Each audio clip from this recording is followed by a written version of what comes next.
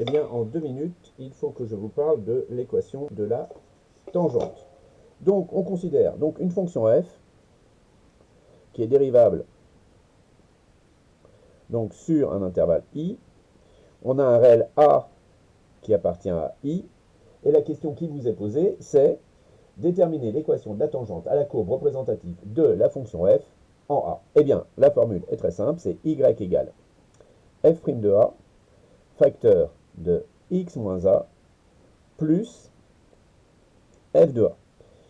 Donc cette question, elle arrive très fréquemment après le calcul de la dérivée, parce que vous avez ici le calcul de la dérivée à obtenir, et donc cette question est généralement posée dans ces conditions-là. Je vous donne un exemple, on va prendre une fonction classique, on va prendre la fonction logarithme népérien de x, qui est dérivable, comme vous le savez, sur un intervalle i qui est 0 plus l'infini. Nous allons chercher l'équation de la tangente en 1, donc équation de la tangente en 1. Donc, il faut que nous calculions la dérivée de f. Comme tout le monde le sait, la dérivée de logarithme népérien de x, c'est 1 sur x. Ensuite, il faut calculer f' de 1, qui fait 1, puisque j'en ai besoin ici. Il faut calculer f de 1, qui fait 0, parce que j'en ai besoin ici.